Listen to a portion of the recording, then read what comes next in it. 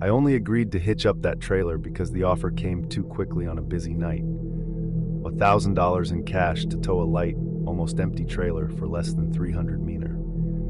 From a forgotten gas station in Kansas to an industrial yard near Oklahoma City. No contract, no hauling company, just a guy in a dark jacket saying his truck had broken down badly and he needed to salvage the delivery before dawn. If I had listened to the voice of the road instead of the voice of my wallet, I would have left that trailer where it was. My name is Ryan Mallister. I'm 47 years old, and I mainly drive between Colorado, Kansas, and Oklahoma, transporting auto parts and small equipment. I'm no hero, no saint, but I've always done the basics right. Up-to-date paperwork, clear route, cargo. I know the origin and destination of that night. I stopped at a nearly empty gas station at 2:20 a.m. on the side of I-35 to fill up, grab coffee, and give my eyes a rest. The parking lot was so quiet you could hear the hum of the station lights. Only one other truck occupied the area. A tractor unit without a trailer parked crookedly with its hood half open, as if someone had given up on fixing something along the way. The first minor setback came when the guy appeared too quickly, as if he'd been waiting for me. I didn't even have time to finish putting the pump nozzle on the tank. He came with a rehearsed speech, a short smile, saying he'd seen my truck coming in, and that maybe the night had brought the solution to his problem. He talked about the truck parked on the other side of the road in a dark recess I hadn't noticed when I arrived. He said the load was light pallets of empty packaging, that the warehouse owner was a friend, and that he paid well to avoid missing delivery deadlines. $1,000 for less than 300 mir was too much money. The second minor tension was precisely that. Too good an offer too fast for someone I had never seen. I asked about the shipping documents. He dodged the question, saying everything was in an envelope inside the trailer, ready to present in case of inspection. He mentioned the name of a company I knew from hearing on the radio, but not from seeing on the side of a truck. I finished refueling, paid for my diesel, and stood for a few seconds beside my horse, looking at the empty yard, the dark sky, and the man watching me with his hands in his pockets. I could say no and continue my journey empty-handed to my next load in Wichita. Or I could take advantage of the easy money and make an extra trip. The third minor tension came when he commented with overly studied nonchalance that stretch of road had little police presence at night and that all I needed to do was not invent unnecessary stops. In the end, greed won over discomfort. I crossed the highway with the truck pulled into the designated pull-off and saw the trailer. A white box, no logo, with a red seal on the rear door and a small barcode sticker near the latch. It weighed less than it should have when I hitched it. The cab lifted almost effortlessly as if I were connecting an empty trailer. That was the fourth minor setback, a supposedly full trailer that doesn't change the truck's behavior. Always deserves suspicion. I returned to the station with the shipment, received the brown envelope with cargo documents and a wad of folded bills inside. He repeated the route in a low voice as if it were a secret. I-35 downhill. Take the ring road. Enter a secondary access road. Deliver to a warehouse with no sign but a dark blue gate. No large gatehouse, no check-in, just someone waiting to open the gate and unload. The more detail he provided, the more the fifth microtension grew. It was a script from someone who knew too well how to circumvent everything I always tried to respect. When I left the post to return to the interstate highway, I finally decided to open the envelope. There was a transport order with a reputable company logo, a known address, everything seemingly correct. But the truck's license plate field was filled with a different combination of letters and numbers, not mine. And the trailer number didn't match the one on the side either. A good document with a wrong detail is worse than a bad document. It means someone went to the trouble of forging it, but didn't bother to hide it properly. I continued anyway, with the physical sensation that I had put the wrong weight on my shoulders. The road was almost deserted, a few headlights coming from the opposite direction and no car following me for more than a few minutes. The 6 micro stress came when I passed through one of the automatic toll gantries and saw out of the corner of my eye a small side camera that I had never noticed before, pointed directly at the trailer's license plate. Until then, I had always worried more about the truck than the trailer. That morning, it was the opposite. I felt as if that lens had recorded someone else's license plate on top of my truck. As the sky began to lighten on the horizon, I stopped at a short truck stop to check the whole thing. I walked around the cargo box, checked the tires, and looked at the seal again. Up close, the 7th microtension marking was glaringly obvious. There were 2 embossed numbering marks on the iron bar, one superficial and the other deeper. The lighter one seemed to have been recently sanded. The trailer had been something else entirely before it became what they said it was now. I placed my hand on the seal and applied light pressure. It wasn't as firm as it should be. A well-applied seal provides uniform resistance. This one gave way slightly, as if it had been hastily fitted. At that moment, I imagined 2 possibilities. The first, there was indeed some light and harmless cargo inside, and I was just a crookedly hired truck driver. The second, the truck was carrying something that couldn't pass under its original license plate, and someone had decided to borrow my reputation and clean record to navigate an electronic registration zone. The 8th minor tension, which became the final decision, came when I opened the envelope again and saw at the bottom a small card folded in 4 with a handwritten phrase, "Don't let that trailer reach Oklahoma City." The handwriting was shaky, as if someone were writing quickly and with little support. The card didn't match the rest of the impeccable paperwork. It was a piece of truth stuck in the middle of a lie. I stood at the back of the trailer, the wind whipping against my jacket, the distant sound of a car passing on the main road. If I drove that trailer to the agreed-upon address, I'd be putting myself at the center of a story that wasn't mine with falsified documents, the wrong license plate caught on camera, an unmarked warehouse waiting for a driver who didn't exist on paper. If I simply unhitched it and reported it right there, maybe I'd attract the kind of people who solve problems without paperwork. I chose a cowardly and pragmatic middle ground. I went back to the cab, drove a few more miles, entered a service access road that led to a larger rest area with other trucks, looked for a visible but not central corner, and parked. I unhitched the trailer there amidst about 5 other trailers left by reputable companies with yard cameras pointed at everything. I put the envelope back inside the trailer, closed the door, forced the seal until it seemed intact, and anonymously called the road transport emergency number using a secondary cell phone I had for emergencies. I didn't wait for anyone to arrive.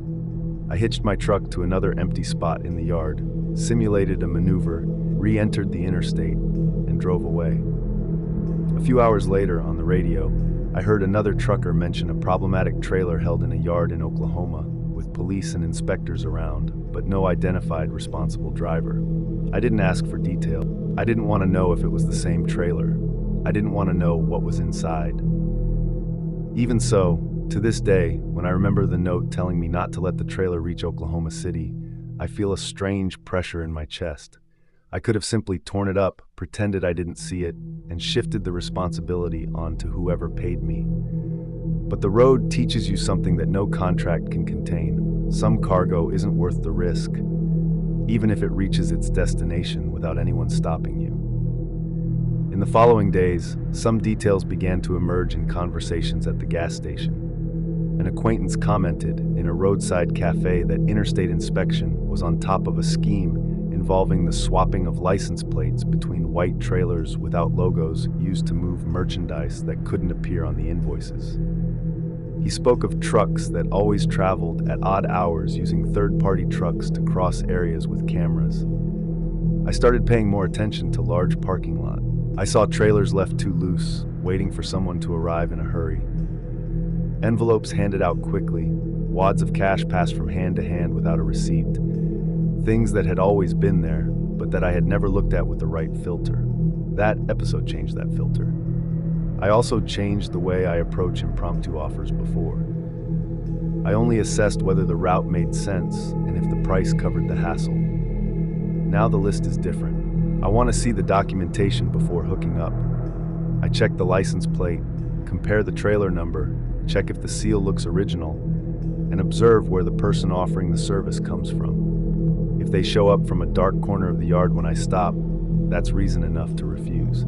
Sometimes I find myself wondering about the real driver of that trailer, if he even existed.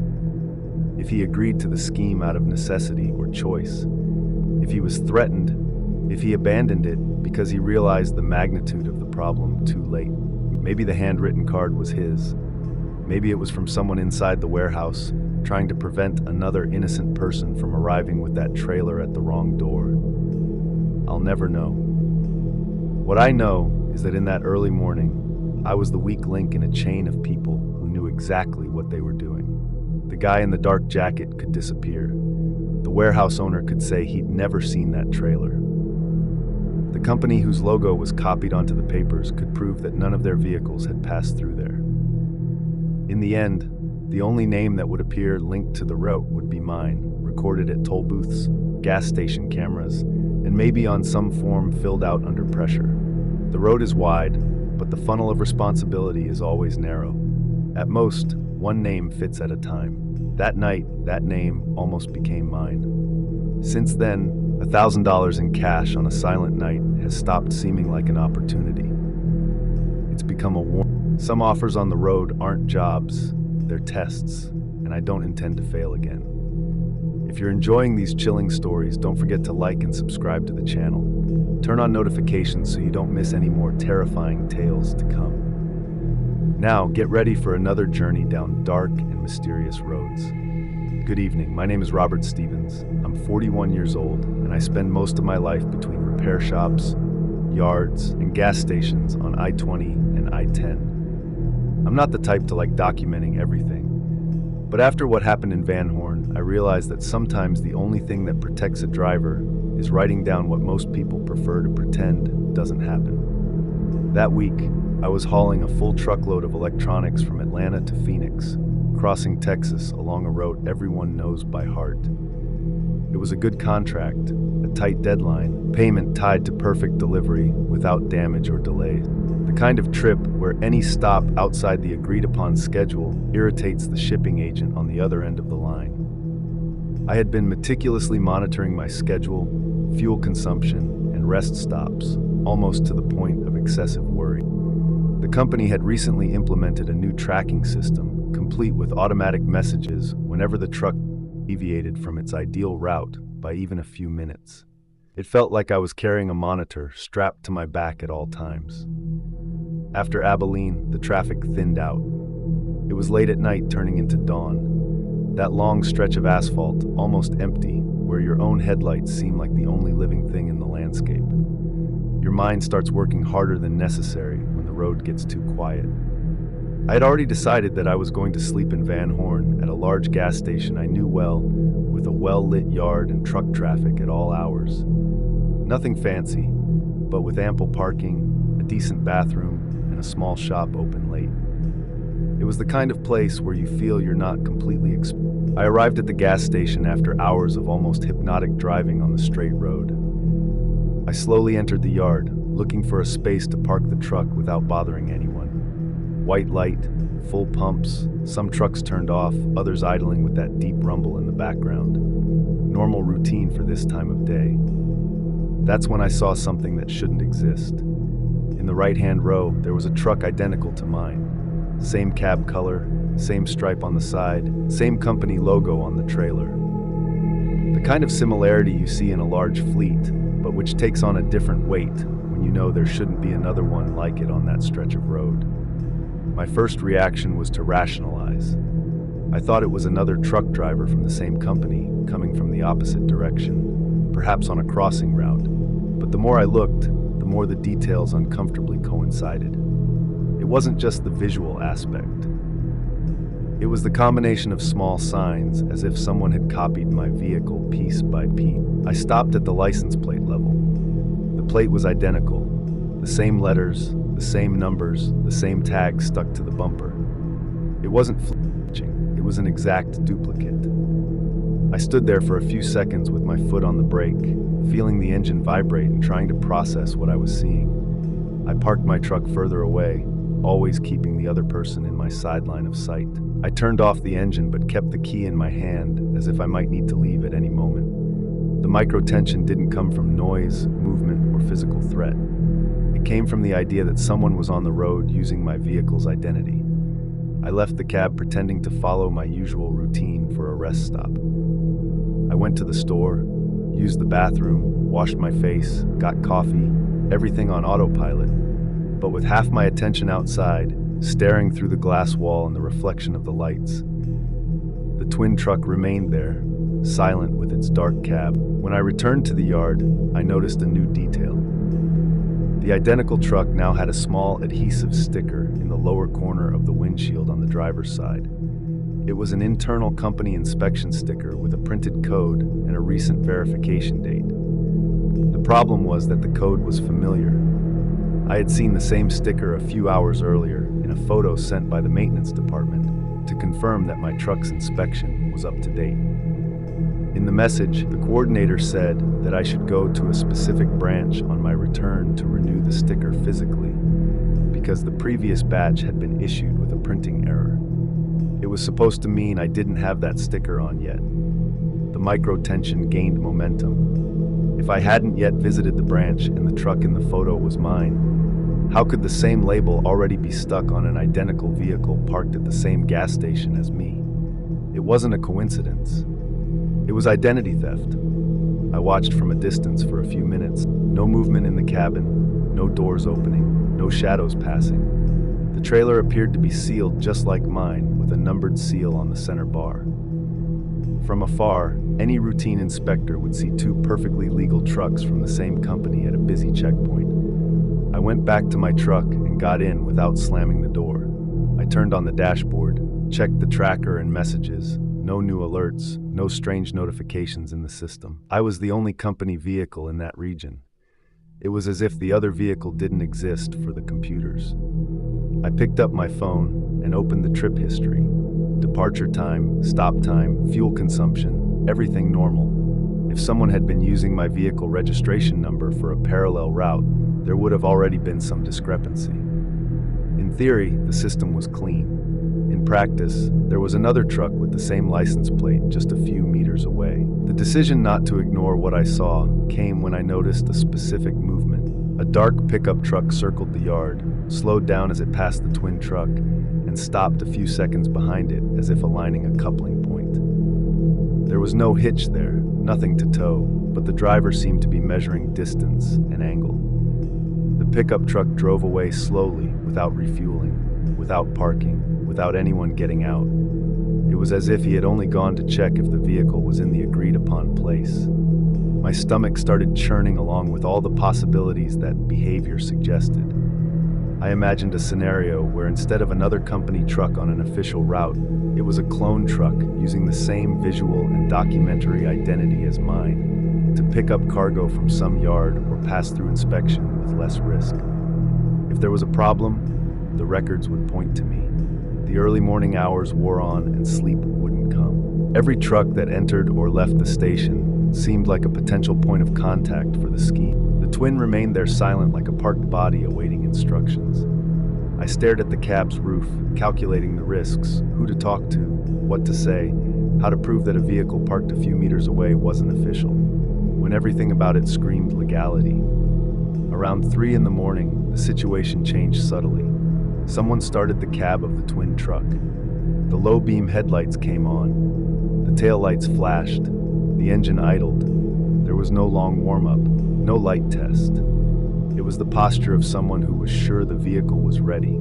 I watched through the gap in the curtain. The truck pulled out of the parking space slowly like any other driver leaving the gas station. It didn't go to the pump, didn't join the checkout line at the store, didn't stop to weigh its cargo. It simply drove along the side lot on a route that made no sense for someone wanting to get straight back to the highway. That exit put him in a narrow corridor behind the gas station, a dimly lit stretch that I knew led to a side gate sometimes used by suppliers. It wasn't a normal route for heavy trucks, but a truck could fit if the driver knew what he was doing. I didn't wait any longer. I started my engine and kept the headlights off for a few seconds, slowly pulling out of the parking space. The sound of my truck blended into the constant noise of the gas station without drawing attention. As I circled the yard, my focus was on keeping my twin in sight without getting too close. I saw him stop for a few moments near the side gate. I couldn't see who was there, but the silhouette of a thin figure appeared on the side of the cabinet door level. There was no visible argument, no prolonged exchange. The whole scene lasted less than a minute. When the gate opened, the clone truck drove off onto the back street instead of returning to the interstate highway. That was the confirmation I needed. No official company plan would send a vehicle of that size through those narrow streets in the middle of the night with a closed load and a tight deadline. That was a route for someone with an appointment elsewhere. I stopped my truck in a dead-end area of the yard, turned off the engine, and took a deep breath. There were two possibilities on the table. Either I pretended I hadn't seen anything, slept there, and continued my journey in the morning, carrying the feeling that someone was using my identity on the road, or I made enough noise to irritate people I didn't know. The final choice stemmed less from courage and more from the realization that the risk of silence was greater. If some scheme involving that truck were to be exposed, the license plate number would be mine. The route history could be altered by someone with access to the system. The inspection reports could mix up times until I appeared to be part of it without ever having deviated from my route. I picked up my cell phone and called the company's call center using the emergency number. I explained in a few cold sentences that there was a vehicle identical to mine with the same license plate and the same visual identity operating off route next to the gas station where I was. I gave the exact location, time, and details from the inspection tag. On the other end, the silence lasted longer than it should have. When the voice finally answered, the tone wasn't one of surprise. It was one of annoyance. They said they would check internally and advise me to rest, maintain my normal route in the morning, and send a written report when I arrived at my destination. The response didn't match the seriousness of the situation. I hung up the phone, certain that someone inside already knew everything. Maybe not the details about Van Horn, but about the suit. There was indeed a second suit running with the same look as mine. Someone had authorized it. Someone had benefited. And I was the only point in the equation that wasn't aligned. I ended the night with little sleep, lying on the narrow bed in the cab, feeling the whole truck vibrate with each other's departure in the yard. When dawn broke, I left the station on time, as if it were just another leg of the journey. From the outside, nothing seemed out of the ordinary. Inside, I had just crossed an invisible line. I delivered the cargo in Phoenix without delay. Seal intact, invoice in order, signature completed. A few days later, I received an email from the company, a formal message full of neutral words, informing me that my behavior during the stop in Van Horn had generated procedural alerts, and that I would be reassigned to less sensitive roads pending further evaluation. No mention of the identical truck, the cloned license plate, the inspection sticker used prematurely. Not a single line admitting there was anything wrong with the control system. Just a cold record stating that I was the problem for calling at the wrong time. Since then, whenever I cross Texas and pass through Van Horn, I take a double look at every truck that matches my color. The road is full of similar trucks, but there are few that carry the risk of being your distorted reflection driving around parallel to mine. I'm writing this so that if you ever see your license plate somewhere other than the bumper you're looking after, don't treat it as a coincidence just to sleep better. Coincidences don't try so hard to seem normal. Those who do that are people who already know exactly how much their route is worth. Good evening. My name is Travis Coleman. I'm 42 years old, and I've been driving trucks since long before I understood that this would become the only stable thing in my life.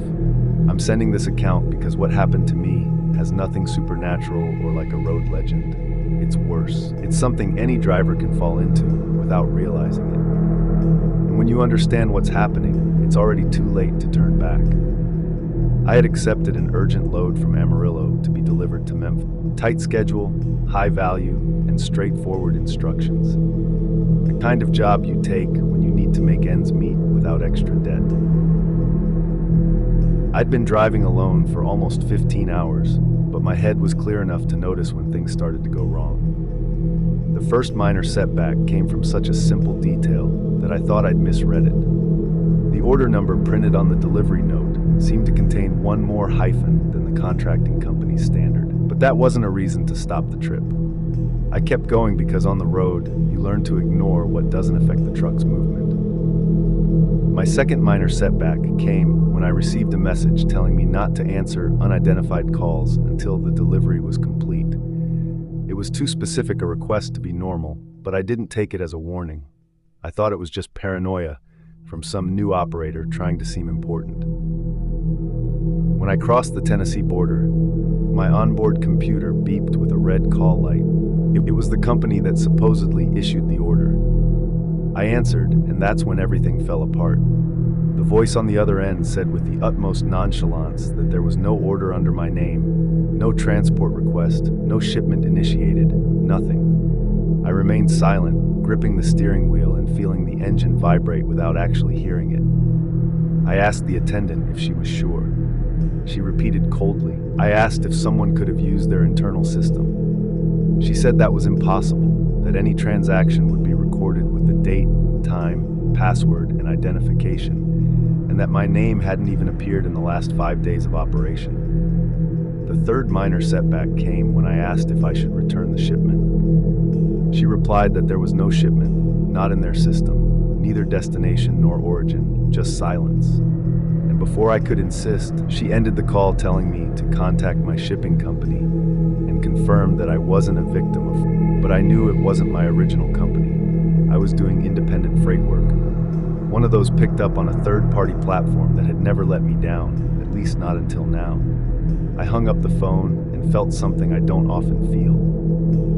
The weight of realizing I was dealing with something that shouldn't be in my hands. The packing list was too full, too detailed, too many instructions, all with the appearance of an official document. The document's perfection now seemed precisely the mistake. I pulled over to the side of the road in an open area without trees or curves. When I got out of the truck, I noticed something that hit me like a cold knife. The seal on the cargo compartment was different from the model I usually receive. It wasn't broken. It was a different model altogether, one I had never seen used by that freight platform. The fourth microstress came when I heard a car slowing down a few meters behind me. It was a dark SUV without a front license plate, driving too slowly for someone just overtaking a stopped truck. The driver didn't get out, but I had the feeling someone was watching my reaction. A test. I quickly returned to the cabin and drove off. I wasn't going to stand there to find out if that coincidence was really a coincidence. I connected the alternative GPS that I always leave turned off to avoid illegal tracking. It picked up a signal with more difficulty than usual, as if something was interfering. The road was clear, the light spaced out, just enough for me to see the SUV's shadow keeping its distance. Sometimes closer, sometimes farther away. Every time I tried to accelerate more than usual, the SUV responded not directly, but by adjusting its pace, as if it didn't want to lose me, but also didn't want to be noticed too much. The fifth microstress came when I received a new message from the number that had scheduled the charge. It was short. Do not open the trunk. Nothing more. No explanation, no name, just that. I hung up the phone and felt my body react with that inner chill that comes when you realize you've fallen into a precise trap. If the real company was denying the delivery and someone was following me, I wasn't the driver. I was the perfect illegal transport. Clean, no record, no connection to crime, no reason for suspicion. I kept driving and noticed the SUV had been reinforced. A second vehicle joined the car from behind, also without a front license plate. Now, it wasn't paranoia. It was clear. They were coming to pick up the cargo I was carrying. It didn't matter whether I knew what was inside or not. I tried calling the freight platform. It rang. No one answered. I tried again. Nothing. That's when I understood that at that moment, I was the only person who shouldn't have been involved in that operation. I was the living flaw in their plan.